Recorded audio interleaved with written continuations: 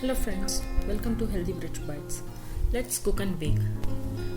Today we'll be seeing jawar roti or sorghum roti. This has been a traditional dish for a long time, but still some people struggle to make it in the traditional way. So here are few tips and tricks with which it can be easily made at home. As you can see, it comes out very soft and with thin layers. So let's start with the ingredients. So here I have taken 1 cup of jawar flour and 2 tablespoons of urad dal flour. This can be made at home or it can be store bought. Salt to taste. Mix all these ingredients and keep it aside. In a pan, take 1.5 cup of water. Make sure to measure the water with the same cup with which you have taken the flour.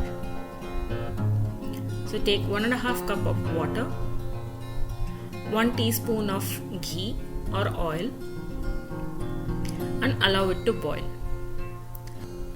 Make sure to take a narrow vessel. The broader vessel will easily evaporate the water. So pour in the flour at one place. Do not mix or stir. Just pour it in one place and allow it to boil for 4 to 5 minutes at low flame. Do not stir. This is really an important step.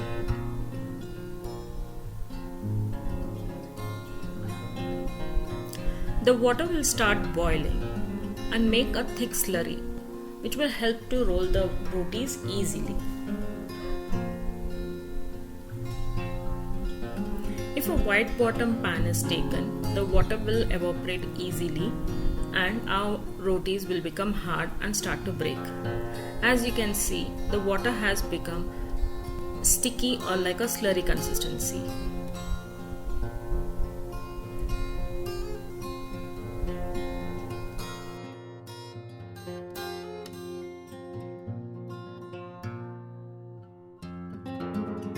Bring it to 1 or 2 boil and then we'll start mixing it without any lumps.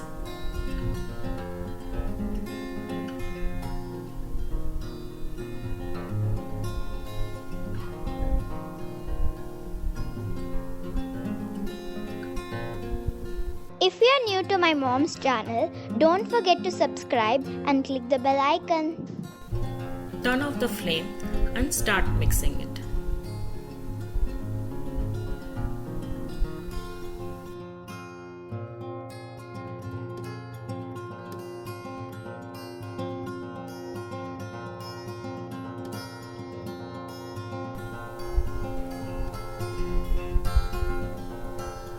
It might feel it's very watery, but once it cools down, it will absorb the extra moisture and will have a perfect dough. Transfer it in a bowl.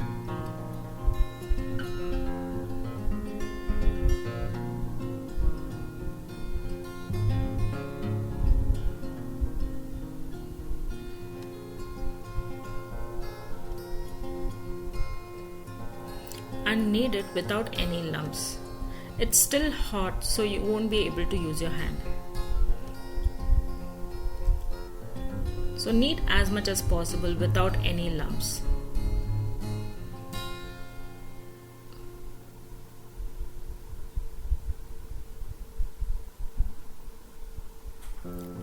Allow it to cool for 10 to 20 minutes.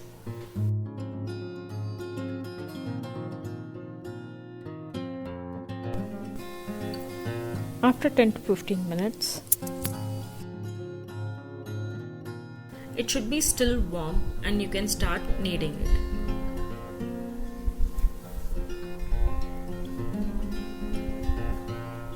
Knead it well until it becomes very soft, and when you roll a ball, there shouldn't be any cracks. If you feel it has become dry, you can add some warm water and knead it well. So now dust it with the flour generously and start rolling it.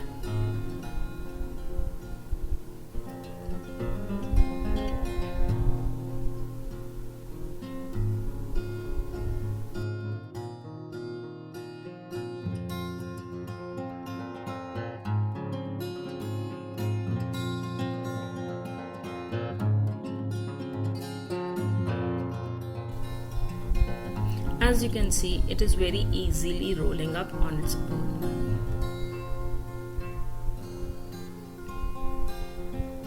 Don't make it too thin and don't put too much pressure.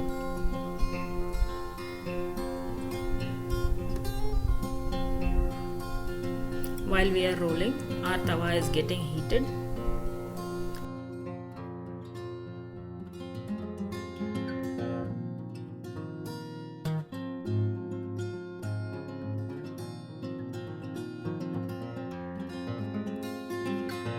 Place the rotis on the tawa. So for this method, you don't have to spray any water on top as compared to the traditional way, because we are not using that much of flour which usually traditionally it's used. So once one side is cooked, it will start to shrink. Flip it over carefully.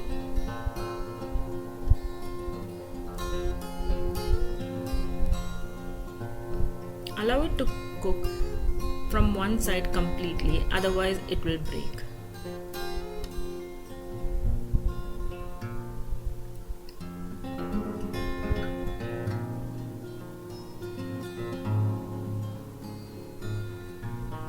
Once you see the bubbles, you can flip it over.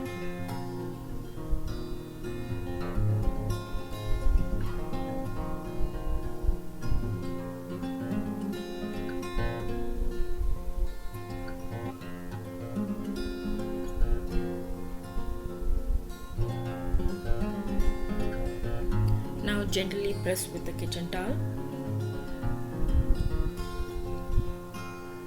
so it cooks evenly from all sides.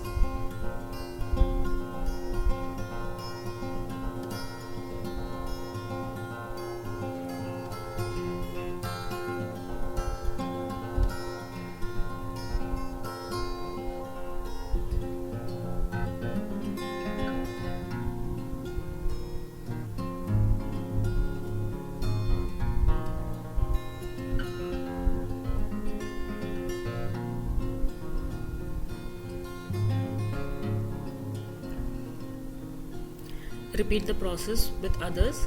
So here is a quick tip. You can dip the entire dough into the flour. This way it is coated from each corner.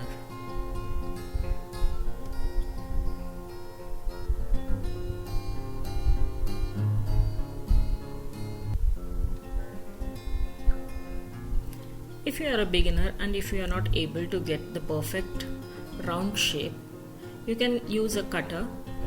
You can use any plate and make it into a round shape.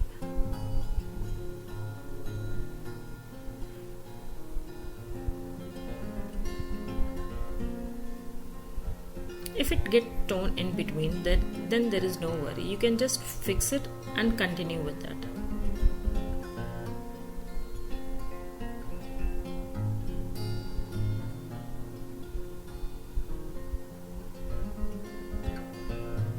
Beginners can use any plate or cutter to make it into a round shape.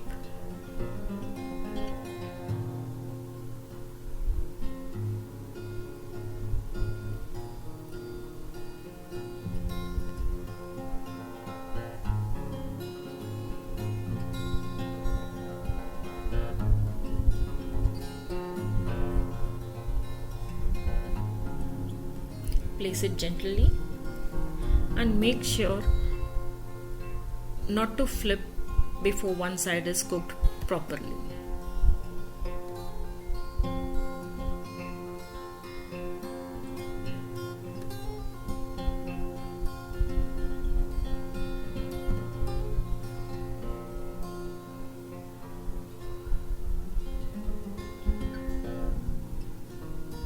So once one side is done, you can flip it over.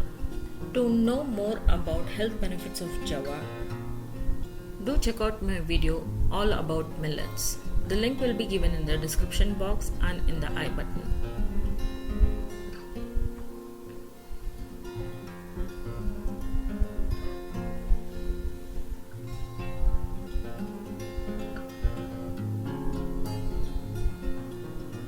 As the dough is half cooked, the rotis will cook fast compared to the traditional methods.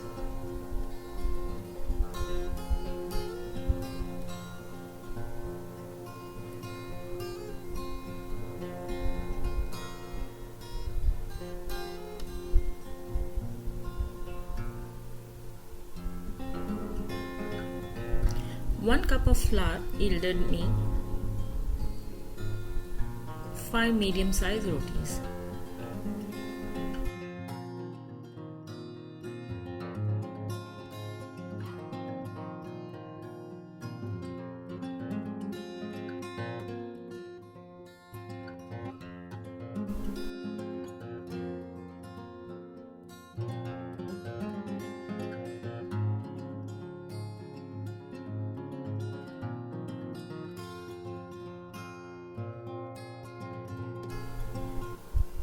So now our rotis are ready. As you can, very soft and thin, and it's well cooked from inside.